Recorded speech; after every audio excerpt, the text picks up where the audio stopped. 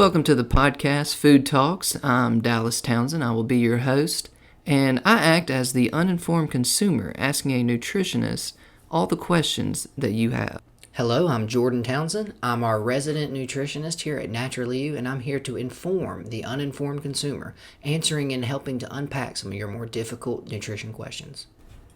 All right, so we're back, and today we're going to be talking about viruses, where they came from, vaccines they've used to cure them and prevent them, a little bit about the immune system, and then we're going to talk about the coronavirus. So, Jordan, let's get started on viruses. Yeah, so viruses are very interesting, at least as far as your body is concerned, because most of the time when we think about getting sick, we even talk about the common cold, or it's strep throat, or it's whatever it may be. Well, most of these things, whether it be a fungal type thing, parasite, or even bacteria, those are all living organisms. The difference between a virus, it's not exactly alive, but it has genetic material. So it's kind of in this unique or quasi-independent category. And that's why viruses act so much different than other organisms, in the sense that viruses' only real job is to kill you. And that seems really, really negative, but the virus doesn't necessarily know that's what it's doing. So you see how we're in sort of a strange flux here. Be confusing. Right, whereas humans, and even animals to some degree, we get to make conscious decisions. So viruses are weird in the sense that when you think about microscopic, the average person probably thinks that bacteria, whether it be little fungus cells, whether it be viruses, are all about the same size. The first thing to really understand about viruses is how much tinier they are than the tiny stuff. So if you take your average bacteria, a virus is 100 times smaller than that bacteria.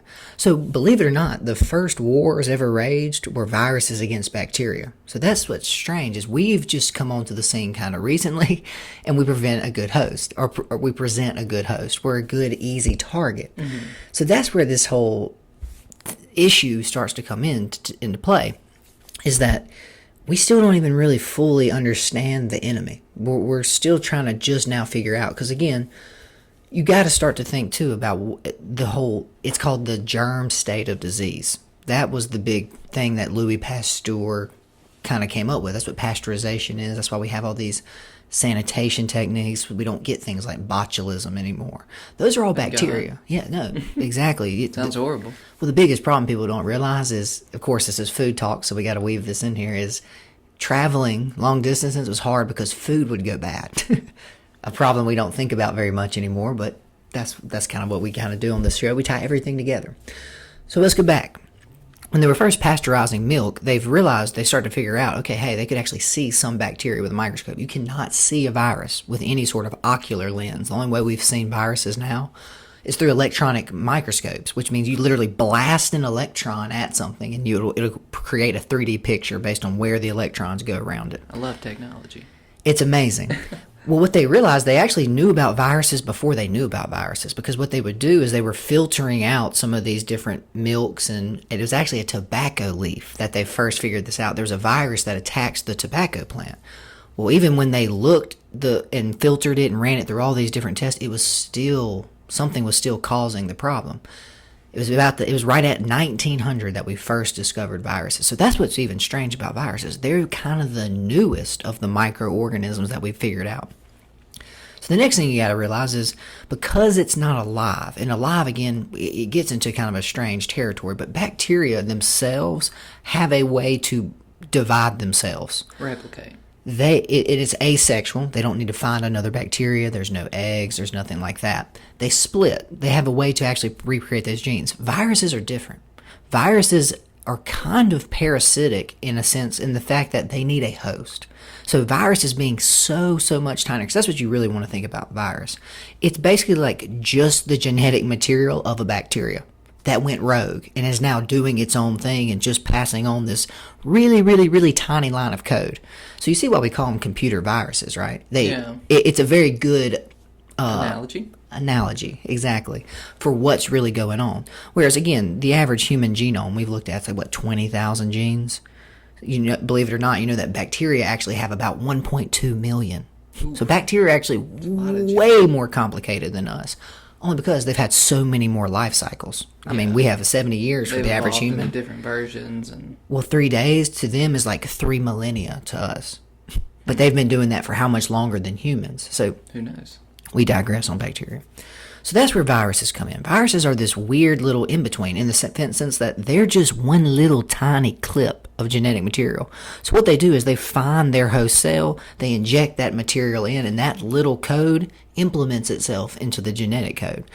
What it does by that is instead of letting that cell be a normal, healthy, functioning cell, it turns it into a virus-making machine. So that's where this gets so crazy. Even the tiny stuff can't figure out how to defeat viruses fully. So you see why we're struggling as humans today. And that's what we can kind of get into is how does your body respond to these things? So for most bacteria and things like that, you have macrophages, microphages. There's all types of different white blood cells. We're not going to get too far off into that. But for viruses specifically, we all have heard about antibodies. So antibodies are basically your body's alarm system. That's all that process is. The antibodies themselves don't attack the virus or kill the virus. They, one, make your body aware of it, and two, they help the body track it. Because remember, the biggest problem with viruses is their size. They're really hard to get their hands on, for lack of a better term. Your body can find bacteria pretty easy. Bacteria are roughly the size of some of your cells. Not that hard. Go 100 times smaller. So it's like trying to find a grain of sand as a human. Easy to lose track. So that's what your antibodies are, and that's where these vaccines come in. So the main thing you got to understand about vaccines, we only have vaccines for what? I guess maybe 100 years. No. For what condition? Viruses. Really? There's no vaccine for a bacterial infection. There's no vaccine for a parasitic worm. There's no vaccine for any of these other maladies. That's what's kind of even more special about vaccines. Yeah. What they're trying to do is teach our bodies before they have to learn on their own. Because again, not everybody learns that lesson. And that's what we'll get into with coronavirus and why it's killing the people that it's killing and why the flu kills the people that it kills. So that's what's even stranger is the first vaccine was polio. Because polio actually attacks the central nervous system. That's why kids were in things like iron lungs. They got paralyzed. Well, real quick, where did polio come from, in a sense? I mean, so it's always existed in some form, but all of a sudden it mutated into a dangerous form? Mutation is part of it. But what started happening in the 1900s? Urbanization. All of a sudden, these cities are getting 3, 4, 10, 20 times the size that they were 100 years before. Yeah. So all of a sudden, tuberculosis. That's why tuberculosis was such a big thing. Another virus that has a vaccine for it. I guess the congregation of people. And it allows these viruses.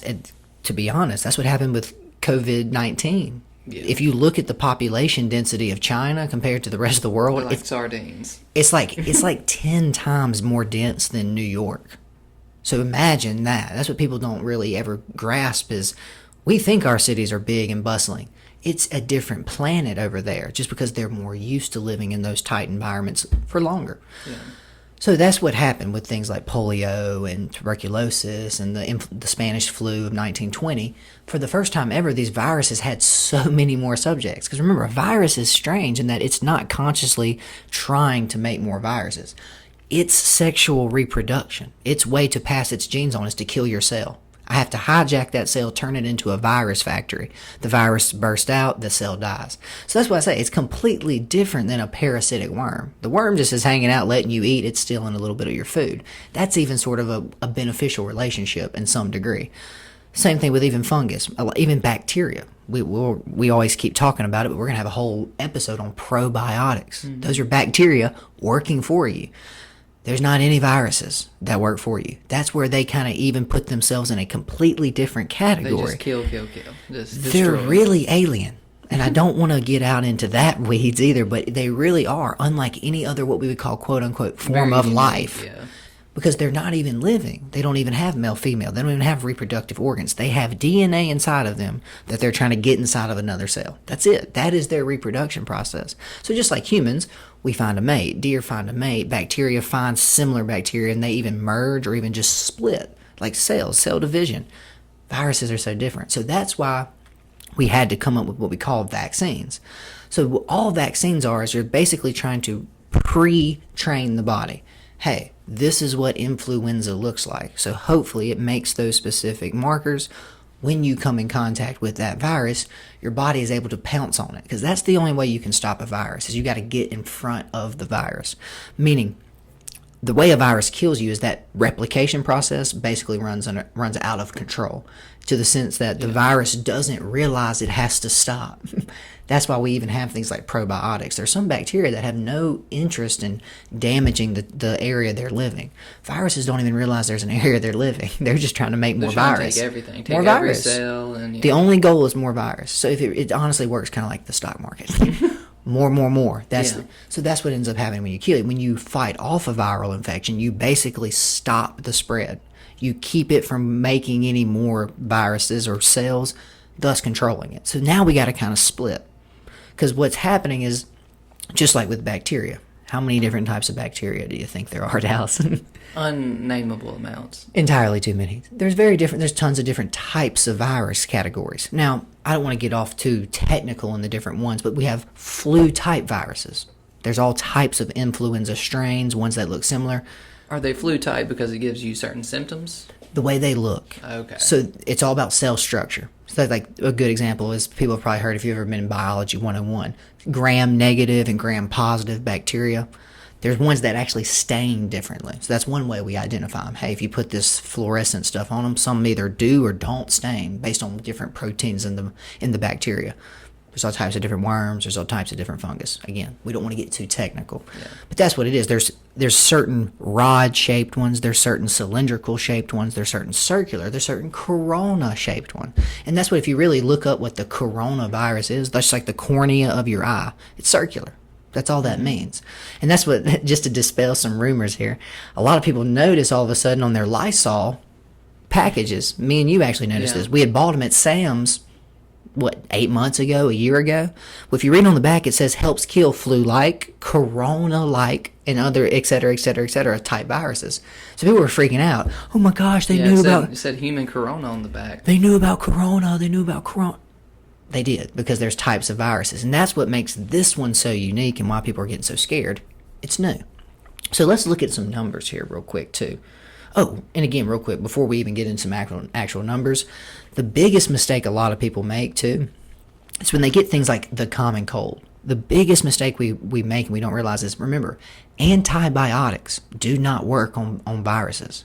They just simply don't have the same effect.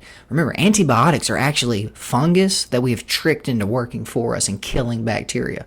That was another front in that whole early war. It was viruses versus fungus versus bacteria. Who do you think's winning? Well, fungus is still going strong. Yeah. Viruses are still going strong. Everybody's winning. Bacteria is still going strong. So again, it's more of no one has conceded yet. Yeah. They just keep mutating, evolving, coming up with another thing. Surely they've lost thousands along the way. Think not of the ones we've lost. Exactly. The way we'll go. Exactly, though. Exactly. So, the biggest mistake so many people make is they get a little crud. They get an upper respiratory infection. They just run to the doctor and want an antibiotic. Well, weirdly enough, that's the worst thing you can do. Especially if you have a positive flu test. Please do not take an antibiotic. This is why we're starting to get superbugs. Because what happens is the other half of your immune system, what we call the innate immune system, not the conscious you making white blood cells immune system. That's more of the active immune system. The innate immune system is what we call probiotics. Remember, all those other things that live in your body don't like viruses either. That's what's kind of weird. They die if you die. The whole other half of your defense are these other things that you're supporting. The good things like lactobacillus. There's different funguses that are actually good. Candida. Things like that live in your gut. They're just as opposed. So weirdly, the worst thing you can do is take an antibiotic, because now you just killed the defenders that are on your team indiscriminately. You dropped a nuke on your own people, and then you don't know why you can't get better. Yeah. More importantly, what antibiotics really do long term, especially for things like pneumonias, flus, any type of viral infection, they open you up and make you more susceptible to becoming sick in the future, because there's no bouncer at the club. The guard is no longer at his post. It's crazy. So that's why they say the best advice your doctor can give you when you have a cold is go home and rest, drink plenty of fluids, let your body fight this, and let it bounce back. But now you need to facilitate it. That's where things like Cataplex AC, things like Antranex, some of the products that we sell at Naturally You, they're not antivirals. That's what I always stress to people. We have an immune box here. I'm not here. This isn't going to cure your flu, but this is raw ingredients for your immune system to make and produce immune cells to help detox, to help filter, give it what it needs to fight the fight. That's when things like elderberry syrup, echinacea, that's when all these different herbs come in. Things like licorice. Licorice is actually a natural antiviral, not your essential oils. Actual things in nature have always been antibiotic, meaning antibacterial, antifungal, meaning they fight funguses, antiviral. So that's what's crazy to some degree, meaning they don't even necessarily kill like we would think an antibiotic would. What they do is they make the environment unfavorable. Things like oil of oregano, that's used for stuff like small intestinal bacterial overgrowth because it makes the environment not attractive anymore. Yeah. So the bacteria, that all of a sudden, if it's not a good place to live, if we can't keep dividing, we'll leave. Yeah. So that's what a lot of times the easiest thing to do is, instead of trying to kill it 100%, we won this war cold turkey. Let's just make them move. That's why changing your diet is so important. That's why changing these different things changes the environment of your gut. So all of a sudden, your whole immune cells start to change. Again, we're going too far down another path. So to drift back to viruses, the craziest thing about viruses, too, more than anything, is just I wanted to kind of go over some rough numbers here. Because the biggest problem to me with the coronavirus right now is it's new. It reminds me a lot of the whole Ebola thing, in the sense that Ebola was the hot topic, even though it was way less contagious and it was killing way less people than Corona. When was that? 2014? I want to say 2018. I think I looked it up. It was like 2018, because we didn't really have anything last year about it. It wasn't 2019, was it? No. I don't think it was 2018. You sure? I'm almost. I got my computer right here. I'm pretty sure it was 2014 because I think Obama was in office. No? That's way too long ago. That does seem a little long ago. There was one in 2014. There was one in 2019. Oh, so 2 little outbreaks. Okay. No, you're right. The 2014 Ebola outbreak shows why. Yep. There was one in 2014, Dallas. Well, yeah, they made it seem like it was going to be the end of the world, just like they make Corona out to be. Hold on. There were 2. So it says, yes, August 1st, 2018 was when the DRC, or the Democratic Republic of Congo, that was the really bad one. Okay. That was 2018. And that was when the guy came back to America, and it was here for a little while. I think they identified it in 2014. Okay. And here's a perfect example. It was not that big of a deal in 2014. They were able to contain it. It wasn't nearly as contagious. They were able to keep it pretty much in the villages it was in, let the villages recover, and then people could leave. That's what we're kind of seeing the difference here, is when an outbreak starts in a rural part of the world like Africa, and when an outbreak starts in the most population-dense country, the most population-dense country in the world. How many people are in Wuhan? Isn't it like... I'm not sure about Wuhan, but even the average... It's in the millions. I was about to say, I want to say that China has, I think, 5 cities over 10 million. Remember, New York City, our largest city, only has 8. Wow. So, yeah. I don't think they could fit anymore. That's when now again, those cities are also about half the size of New York and about 1/4 the size of LA. That's where these numbers start to get crazy. Yeah. And you kind of see the difference. Because last year, 2018, if you look at the flu, because let's just start with the flu. We know people get the flu every year. They tell us to get our shots. People still get the flu. That's because they're trying to guess the strain. More importantly, about 16 million people in the United States in 2018, 2019 got the flu. Now, of those, 400,000 people went to the hospital, 34,000 died. So if you compare those numbers to what we're at with coronavirus right now, coronavirus has not had a full season. Yeah. So these numbers are going to be a little bit skewed. It's just not as crazy as it seems. 95,000 infections. A lot of that has to do with where it broke out. Again, Ebola's not going to spread wild, Dallas, because there's not millions of people in that village. Mm-hmm. There's a few thousand. And I know the coronavirus can stay outside the body, 3 days, they were saying? So that's sure where Ebola this might be different. No, and that's where most viruses are different. Most viruses do very, very poorly outside of a body or any sort of mammal or bird. By the way, this coronavirus specifically is bird-related and bat-related. That's why the scariest thing about China right now is they have these sort of what we call open markets. So they have lizards, fish, dog, cat, bat, birds, everything all in one single place. So that's what gets even scarier is we all remember H1N1, bird flu. What that was a strain of an already understood avian flu that mutated. And what it mutated to was a highly contagious version, a version that could live outside the body.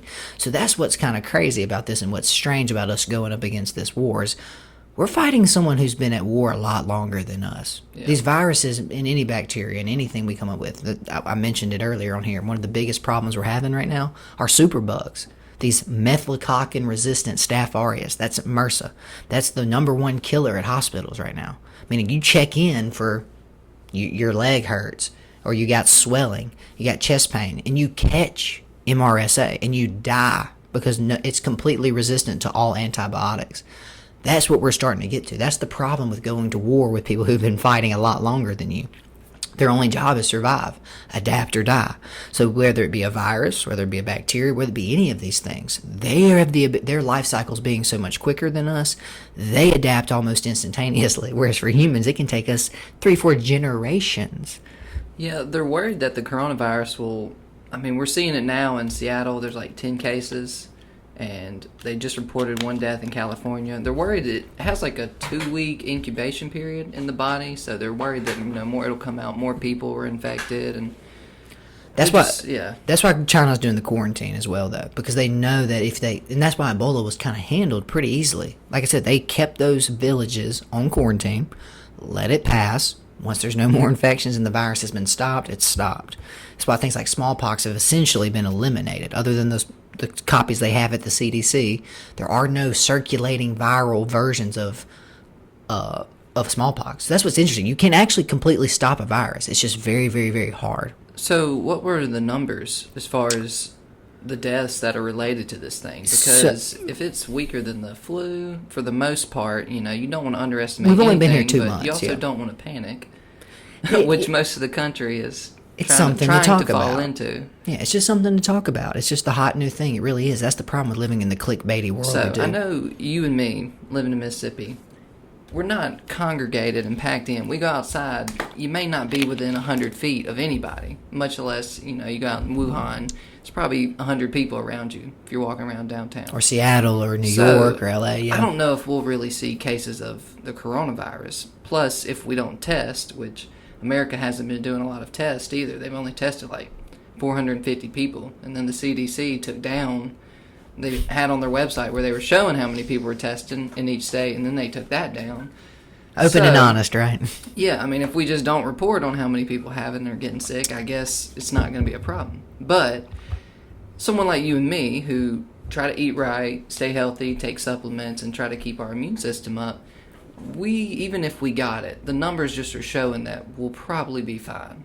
I mean, and that's why I tried to find it earlier, because I got the numbers right here, but I want to know the exact the age of the deaths. There's no one under 30, I think, that's died of the coronavirus at all. Everyone has been 30 or over. Out of the 3,000, I'm sure there's been some technically, but the majority that I saw was 80% of them were like 80 and up, yeah.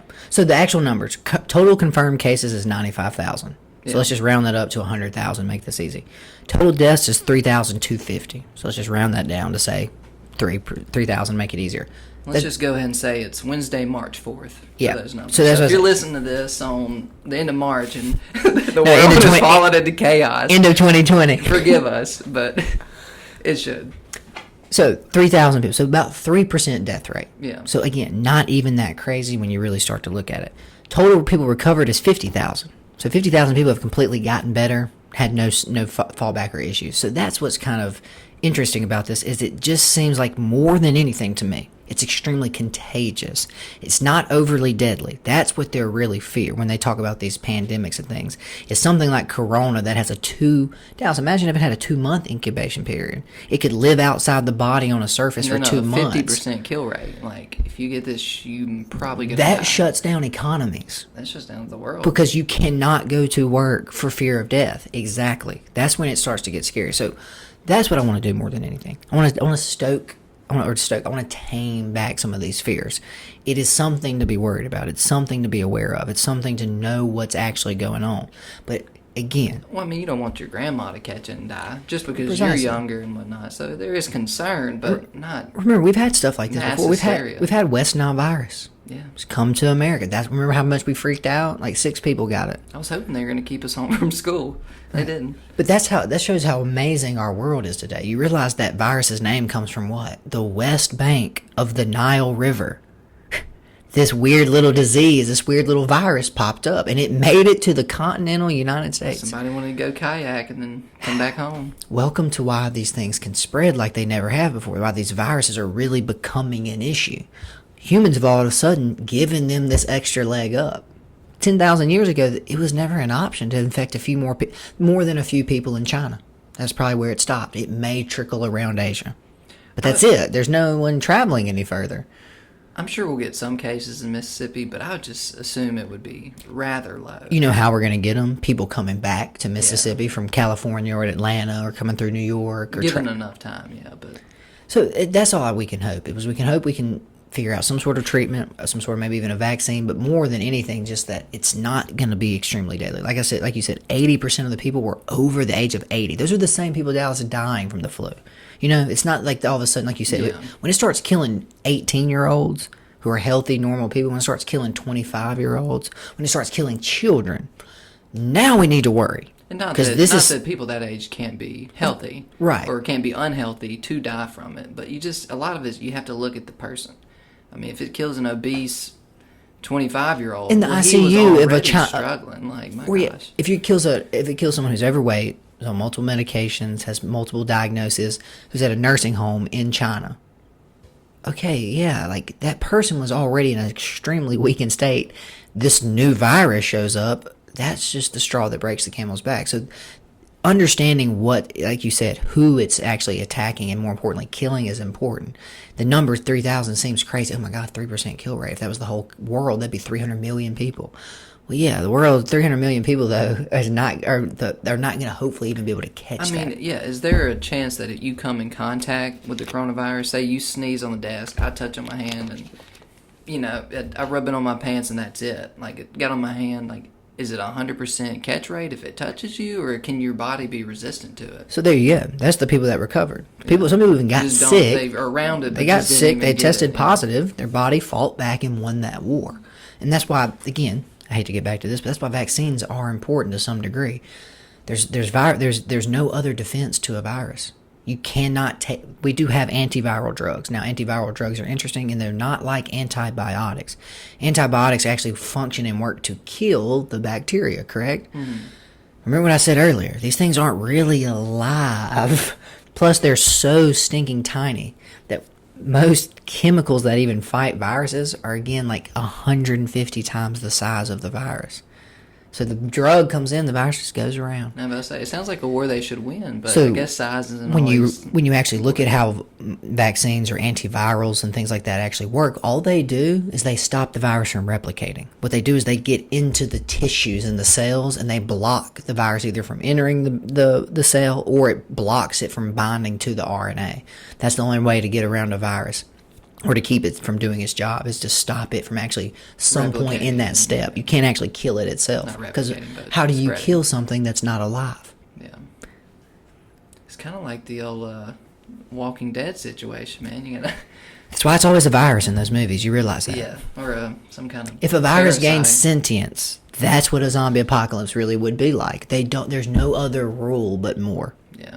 So it's very strange. That's why I'm glad we got to kind of do this podcast. It is sort of in the news. It's trendy, but the world is weird. There's a lot of stuff going on that it's hard to fit into your everyday thinking. But most people probably remember. I remember my professor talking about that when I was in college, back at wherever. But you got so much more stuff on your plate that stuff has been put in the back closet. So that's what I just like to come on here and do, whether it be breaking down organ functions or how these immune issues actually live and work, and why do we have vaccines? And more importantly, why do we only have vaccines for viruses, right? People go, well, why don't we have one for insert disease? Why don't we have that's not diabetes? That's not how that works. For diabetes? So hopefully what they're really looking at more than that is gene modification. We really got to get in. We'll have to have a CRISPR episode. Yeah. Because you know how they deliver those changes to the genome? Viruses. Ooh. So that's a whole. So should we trust them though? That's a whole kind new. of sketchy. So weirdly, you know what virus they use? This is even scary. This is what we can end on too, because we talked about the many different forms of viruses. I just want to really hit home to people how pervasive these things are. So the one type of virus we didn't talk about is what we call a retrovirus, or specifically it's an RNA virus. So that's a virus that only has the copy version. Because remember when your body makes DNA.